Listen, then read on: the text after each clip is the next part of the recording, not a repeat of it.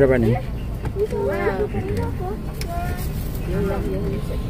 Assalamualaikum Bapak Ibu wali murid yang ada di rumah. Ini kita berada di bis 2 untuk menuju ke Desa Panglipuran, desa terbersih yang ada di Bali, terbersih seluruh dunia, yang dinobatkan pada tahun 2016 bersama Mbok Ani. Oke, Mbok Ani.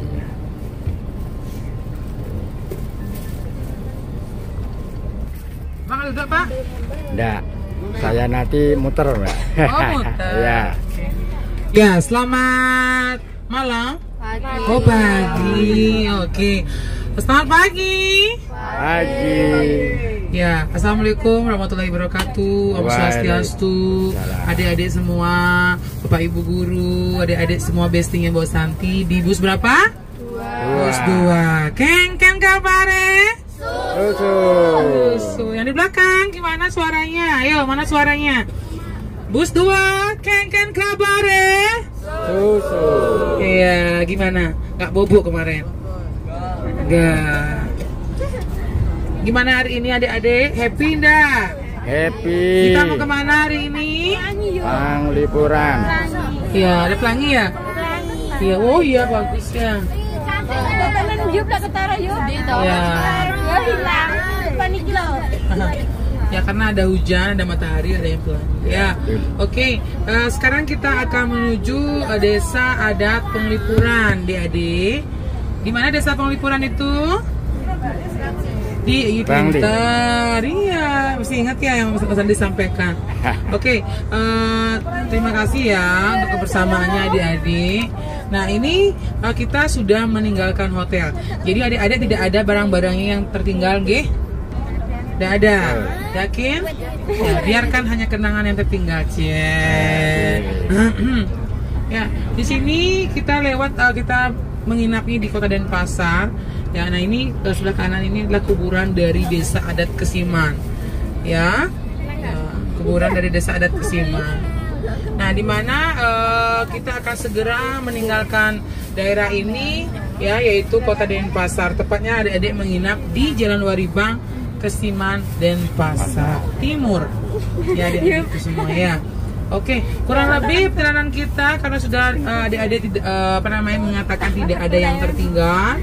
Kita langsung berangkat ya, dimana waktunya untuk menempuh ke Bangli itu mungkin sekitar 20 sampai 25 kilo, dimana itu bisa memakan waktu 1 sampai 1,5 jam. Semoga saja bisa lebih cepat karena ini hari libur ya. Mungkin ada yang sama kayak adik-adik semua yang ingin liburan. Saya rasa sih kalau liburan banyak yang bangun siang, bener nggak?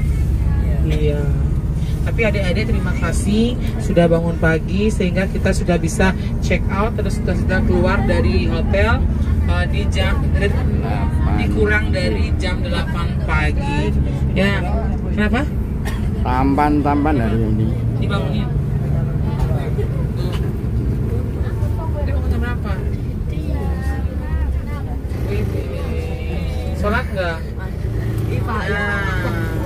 Nggak boleh bohong ya.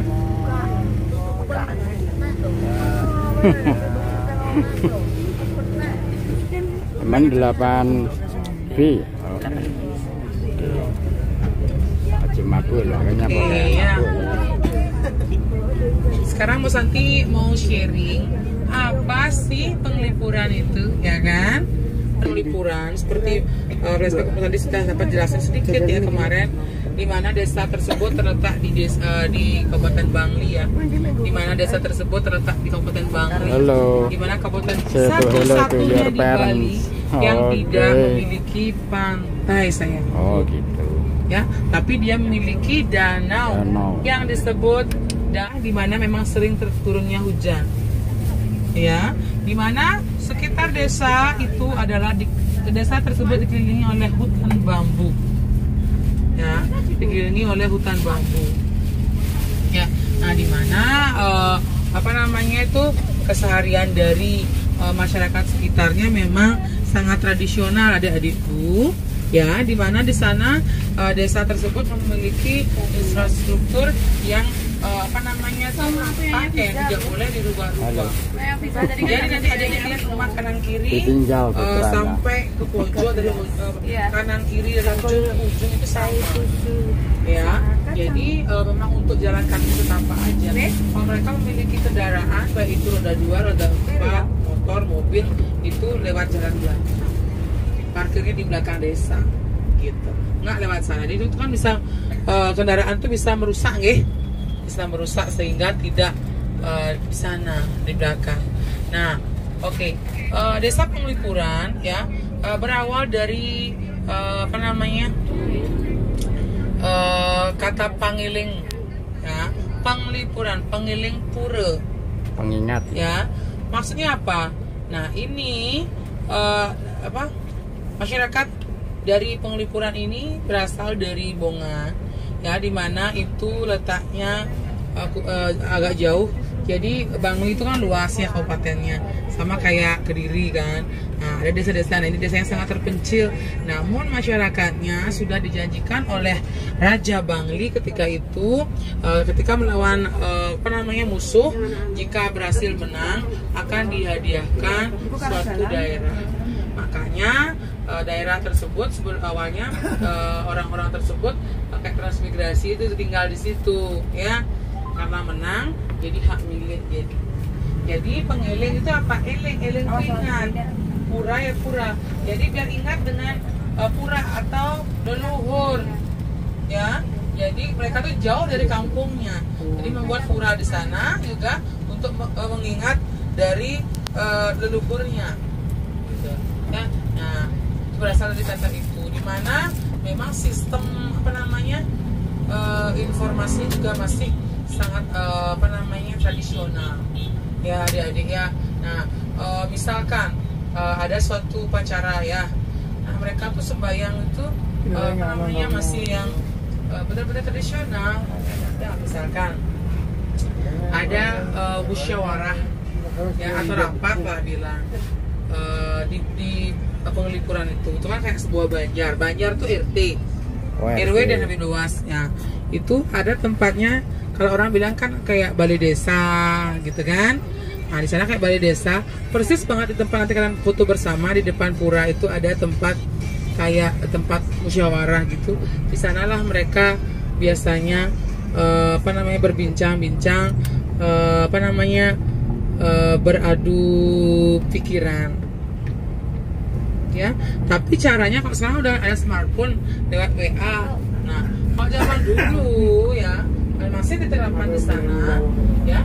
Jadi ketua kelompok atau disebut dengan kelian yang itu menginformasikan kepada masyarakat desanya untuk hadir pada musyawarah tersebut.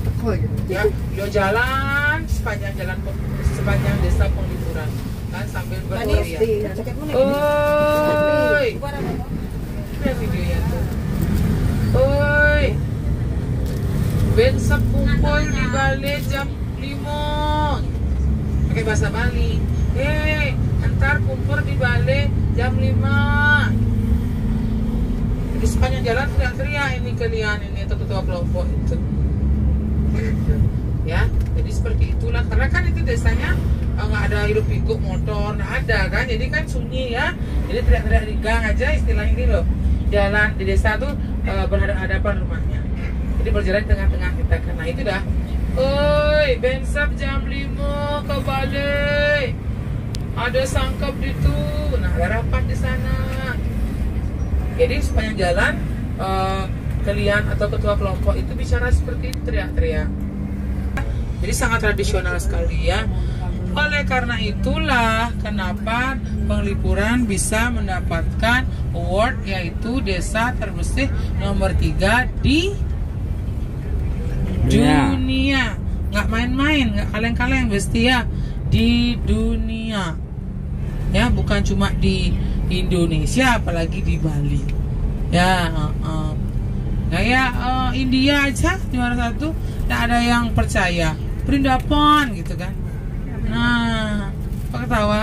Bener kan? Itu pakai siapa headset? Oh, kira apa?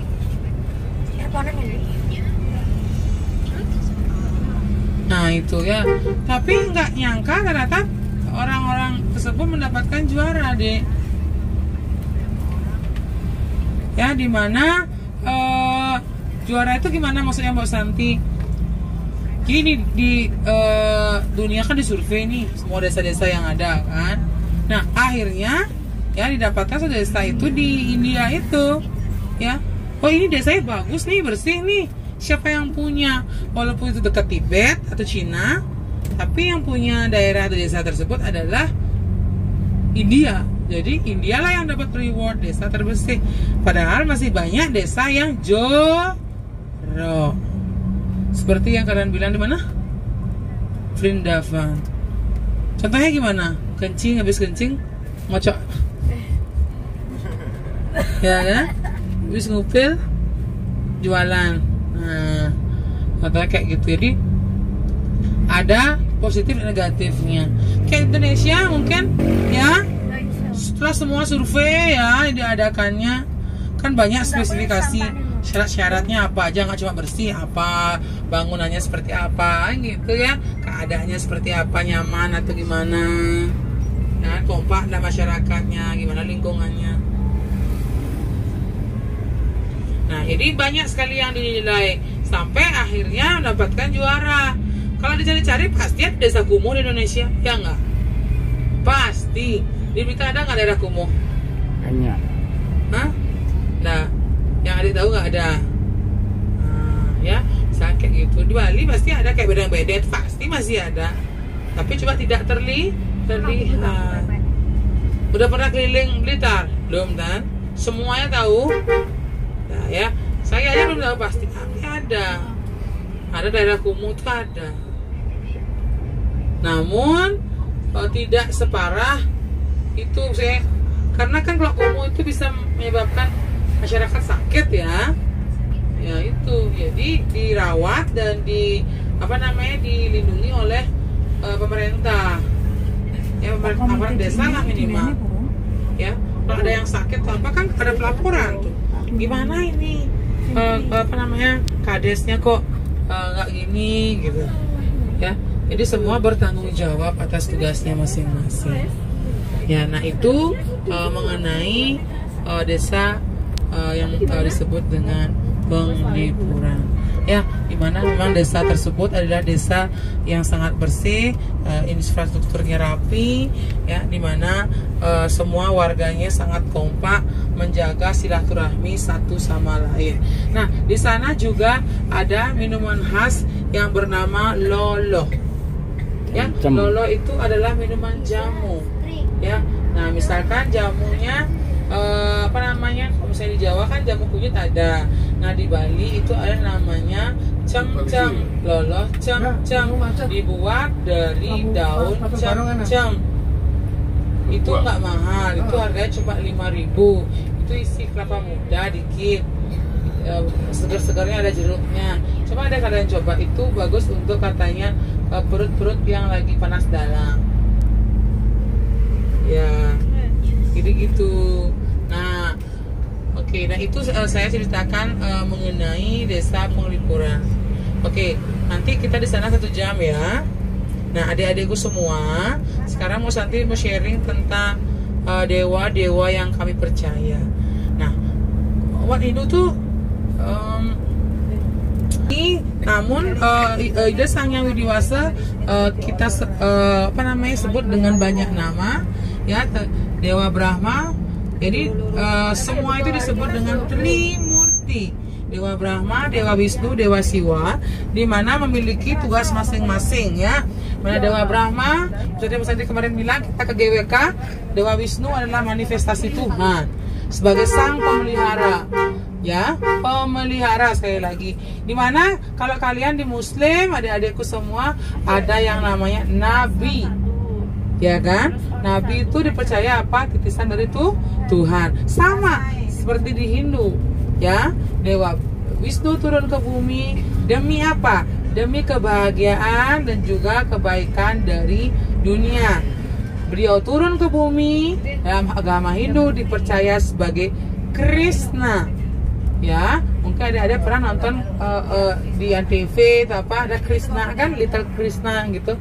Nah, itu adalah manifestasi dari Tuhan yang kami sebut dengan Dewa Wisnu. Nah, tadi Mas ada sebut Dewa Brahma, Dewa Wisnu, dan Dewa Siwa, ya, yang kami sebut dengan istilah apa tadi? Trimurti. Oke, Dewa Brahma, ya, Dewa Brahma sebagai apa? Sebagai Tuhan pencipta, ya, tugasnya sebagai pencipta. Dewa Wisnu adalah tugasnya pemelihara, dan Dewa Siwa tugasnya adalah pelebur. Oke, sebelum kita lanjut lagi, ini kanan kiri adik-adik bisa lihat, ini adalah Desa Batu Bulan, Desa Seni. Barunya kita lewat patung Barong. Kenapa? Karena Barong asal di sini. Dan kanan kiri adik-adik bisa lihat itu adalah kita ini ada di daerah Gianyar namanya, yang bisa dibilang sebagian besar seni, ya.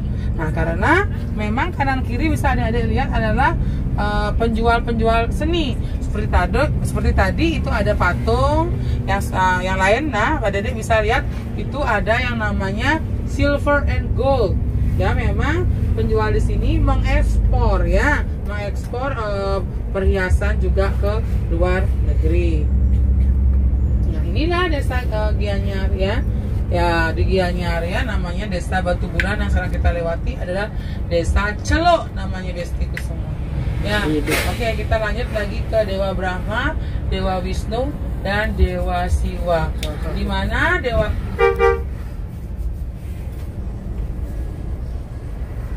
Di mana Dewa Brahma memiliki tugas sebagai sang pencipta, di mana beliau menciptakan alam semesta.